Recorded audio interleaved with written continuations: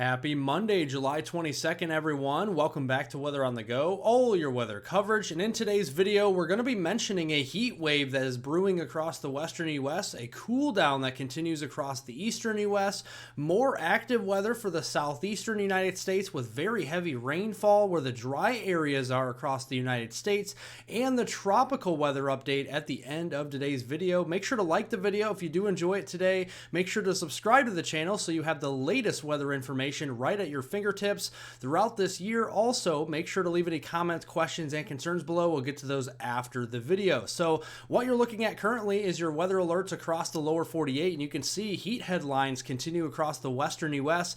In the maroon reds, those are excessive heat watches up here into places like eastern Montana and northern Wyoming. In the oranges, those are heat advisories, and in the purples, those are excessive heat warnings, and even those pinks are red flag warnings, where we have the drier soil and we have high temperatures getting well into the 90s and triple digits here, combining for some significant fire weather concerns across those areas. Looking here at the geopotential height, this basically shows you the upper levels of the atmosphere. You can see the ridge of high pressure across the west here continues to bake the western U.S. with those high heat index values way into the 90s and triple digits. You see the big dip in the jet stream across the east. That's a trough that brings a lot of cooler Canadian air masses down into the eastern U.S. as we go through today. So looking at the afternoon high temperatures here, a lot of 70s and 80s across the board here in the eastern U.S., a lot of 90s, triple digits across the west, the Sacramento Valley, down here into Death Valley, and even portions of Arizona like the Phoenix region up to 104 this afternoon. 90-degree highs all the way up into portions of British Columbia, Alberta, and southwestern Saskatchewan, Canada there this afternoon as well. Looking at the heat index values, a little bit of some moisture down near the Gulf Coast and into Florida. That is raising those heat index values and readings up into the triple digits. So if you live in Florida, a lot of upper 90s to low 100 heat index values as we go into the afternoon. Make sure to stay hydrated in any of the areas experiencing heat today, especially if you venture outdoors. Now, all of that heat is leading to storm energy, and yesterday we had a couple of storms bringing us some damaging winds and a landspout tornado also in northwestern Louisiana yesterday. Even down here in the desert southwest, Arizona, New Mexico, Nevada, California, we saw some wind gusts with some microbursts out there yesterday. Looking at that today, the Storm Prediction Center's Day 1 outlook has a level 1 out of 5 marginal risk in the dark green from the Delmarva all the way down into eastern North Carolina. And then another area here into western Arizona we have to keep an eye on for some stronger storms as we go through the rest of your Monday. So this afternoon, scattered storms. It's a summertime pattern, pop-up storms almost any time here in this pattern across the southeast United States. Not everybody will experience these, but if you get under one of these, heavy rainfall will certainly be an issue. That could cause ponding of water on the roadways and some runoff down area streets. And we also could be seeing some smaller hail with those, some stronger winds, maybe even a couple more landspout tornadoes that'll continue into the evening hours. Here we may have a cluster of storms from Louisiana down into coastal Texas we have to watch out for.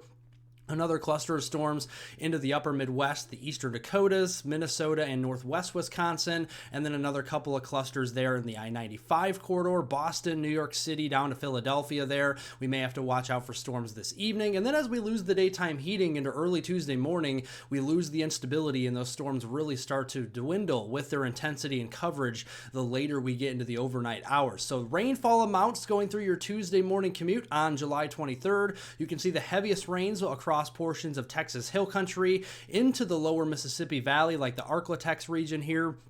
Could be seeing a ½ inch up to an inch of rain if you get under one of those storms. Otherwise, you'll stay dry. Another pocket of heavy rain up here into the mid-Atlantic, and then another one up into Minnesota. Northern Wisconsin could see a 1/10 of an inch up to maybe a quarter, ½ an inch of rain at most up there. Otherwise, dry areas in the Ohio Valley, the lower Midwest, much of the northern plains, northern Rockies, and really the western U.S. in general with that ridge out there. A lot of sinking air, so lots of sunshine and lots of dry weather out west. Going through the middle of the week, that ridge is going to flex its muscles a little bit further to the east into the western Great Plains. And as we go into the middle of the week, some of those 90s will actually be advecting eastward into the Great Plains. So areas of the western Dakotas, Nebraska, down into Kansas, Oklahoma, Texas, a lot of those areas will be into the 90s by Wednesday, July 24th. Then as we go into later in the week, the ridge isn't as strong, but it's going to move east a little bit and finally bringing some relief in the form of a trough across the Pacific Northwest. And you can see us cooling down over here into Washington State, into Oregon, into Idaho, into western Montana here, into the 70s, where areas have been in the 90s, triple digits for days and days on end. We'll get some relief there, but the heat will be on across the Great Plains from the Dakotas all the way south to Texas and eastward toward the Mississippi River, upper 80s to 90s, maybe even some triple digits in the mix there later on in the week, say by that Friday, July 26th time frame. Precipitation trends through your Friday, July 26th. It's really going to be that corridor from coastal Texas along the Dixie Alley region all the way through the Carolinas and up here into the mid-Atlantic New England coast. That's where the heaviest rains will be. Some of those precipitation anomalies could be pushing 2 to 3 inches above normal for the week. And then you can see we have a lot of drier weather over the top there into the northern U.S. and the western U.S. through the week. So going through Tuesday, this is tomorrow, we have scattered storms. You see a lot of green on here. It looks more deceiving than it really will be. It'll be those afternoon, evening instability showers and storms that pop up with the peak heating of the day. They'll fall apart after the sun sets here. That'll continue into Wednesday, Thursday, and even Friday as well. And it looks like the coverage by the end of the week on Friday will be even fewer and far between than we even see over the next few days. So looking at the rainfall totals, coastal Texas through Louisiana, Mississippi, Alabama, Georgia, into the Carolinas and eastern Tennessee there, up into Virginia and into the mid-Atlantic and New England coast. That's where we could be seeing a corridor of 2 to 4 plus inches of rain. There could be locally up to 6 inches worth of rain through the end of the work week. A lot drier up to the north. Still some showers and storms there in places like Minnesota, Iowa, Wisconsin, northern Illinois, over into Michigan there, especially the upper peninsula of Michigan. But a lot more few and far between and a lot lighter of amounts up there. Very dry out west, though, so if you are hoping for rain in California, Oregon, Washington State, Idaho, Montana, Wyoming, you're probably going to miss out on a lot of that precipitation through the week. Now, we do need the rainfall, though. Don't get me wrong, here across the southeast and eastern U.S., we have a lot of pockets here of moderate, severe, and extreme drought actually starting to develop. Most widespread is that extreme drought here into the panhandle of West Virginia and northern Virginia, where we're really starting to dry out that soil, and we're still dry across the Pacific Northwest. So I expect that moderate, severe, and even pockets of extreme drought to expand and intensify over the next week or so through the end of July here. Going into the weekend, you can see a trough moving in across the west. That's going to bring us some heat relief there. Ridge starts to build here across the Midwest, Great Lakes, and southeastern Canada, and even parts of the southeast seeing a weak ridge as well this weekend. And you can see the warmest temperature anomalies for Saturday, July 27th and Sunday, July 28th will be across the northern U.S., cooler down near the Gulf Coast and into the southeast, and more importantly, cooler out west. We have a lot more of those comfortable conditions settling in finally after our heat wave. So Saturday afternoon, looking at the heat here, 80s into the 90s across the middle of the country, a little cooler across the east, cooler finally across the west as well. And then as we go into Sunday here, much of the same, kind of a carbon copy from Saturday into Sunday. A lot of those 80s and 90s sticking around into the middle of the country. Precipitation chances this weekend.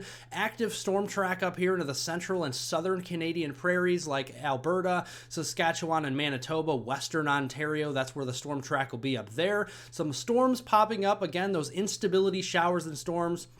Peak heating of the day, afternoon, evening on Saturday from coastal Texas along the Gulf Coast and the southeast coast. That'll continue into Sunday as well, and precipitation will be highest again across the southern U.S. Maybe a little bit of a system up here toward portions of northern Minnesota and Ontario that we'll have to watch near the international border. But other than that, we're going to be seeing some pretty quiet weather even through the weekend. Heading into next work week, though, Monday, July 29th, as we're rounding out July and into early August through Friday, August 2nd, ridge of high pressure retrogrades maybe a little bit further back to the west toward the Four Corners region. Northwest flow starting to set up here, but we still have that heat across the north, cooler underneath that near the Gulf Coast and the southeast coast into that time frame. And the eastern periphery of that heat will actually be their weakness in the jet stream, and we'll probably have more active weather near and east of the Mississippi River here. So for the upper Midwest, into the Great Lakes, the lower Midwest, Ohio Valley, and down into portions of the deep south, we'll start to see more active weather through the early August timeframe. Now, looking at the orientation of the jet stream going in through early August here, you always have to look at the northwest flow patterns this time of year. Over the top of that, the northern periphery or the crest of that ridge, we're going to see a pretty strong jet stream here as indicated by the European ensemble guidance, and it's been consistent here, enough consistency that it has allowed me to put a likely category for some severe weather between July 29th and August 2nd, somewhere in this corridor. Now, I do promise you that not everybody will see severe weather in this orange shaded color or even yellow shaded color, but it is a possibility, if not a likelihood, at least somebody will see severe weather in this orange shaded color between that time frame. So we'll be keeping up with that on this channel. Turning over to the tropical weather update, the National Hurricane Center in Miami, Florida here is not concerned about anything over the next 7 days. Very quiet in the tropical Atlantic basin. And the reason for that mainly is because of the Saharan dust coming off of Africa here. Very thick over here into the eastern main development region and into the tropical Atlantic itself today. A big wave of dust will be pressing towards the Windward Islands as we go into the middle of the week on Wednesday, July 24th, entering into places like Puerto Rico, Dominican Republic here, Haiti, and even eastern Cuba, Jamaica as we go into Friday, July 26th. And then that will progress even further west, reaching the Key West areas of Florida, Bahamas, and even portions of Cuba and Jamaica even more. The Yucatan Peninsula as we go into the weekend there, Saturday, July 27th and Sunday, July 28th. And even beyond that, some dust still coming off of there, but not as thick as we go into the following week. Now, climatology shows that the hurricane season is far from over. As we turn from late July into early August, the hurricane season with named storms and those hurricanes begin to really ramp up, and we like to see that here, especially for moisture purposes across portions of the Bahamas and portions of the Caribbean there, as it can get dry sometimes when you have an inactive hurricane season, but we don't like to see it when we have destructive hurricanes. We don't want to see those, but there is a potential that we will see some tropical weather develop, especially from the main development region back into the central and eastern Caribbean and the tropical Bahamas region into the first week in August. Also, the eastern Pacific basin will likely be very active as well, maybe even more active as we go into the first week in August. So to break down the forecast for you, very rainy, a lot of moisture there across the southeast U.S. this week, could be leading to some flash flooding concerns with cumulative days of some heavy rain over some of the same areas over and over from southeast Texas through the Carolinas and up the mid-Atlantic and northeast coast. The heat wave will build across the northern U.S. It's been cooler as of late. The heat will start building, especially as we go later into the week, but actually into next week as well. Tropics remain quiet through late July, but as we turn into early August, climatology on our side, that means that we're going to start to see more active weather there in the tropics that we will be watching for right here on this channel. Thank you all for watching. Make sure to subscribe to the channel down below for the latest weather information right at your fingertips. Make sure to press the like button, the thumbs up button if you did enjoy today's weather forecast. Leave any comments, questions, and concerns below. We'll get to those after the video, and I hope everyone has a wonderful rest of their Monday out there.